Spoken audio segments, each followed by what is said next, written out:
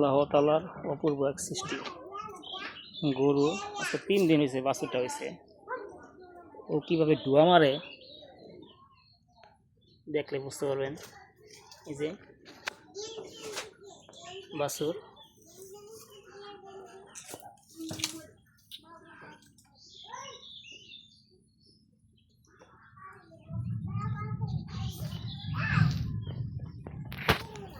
তো 3 দিনের বাচ্চা,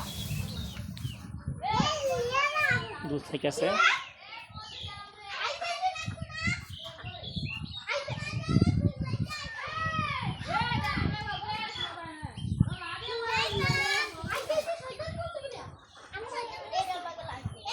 তিন দিনের বাচ্চা আছে, মাশাআল্লাহ।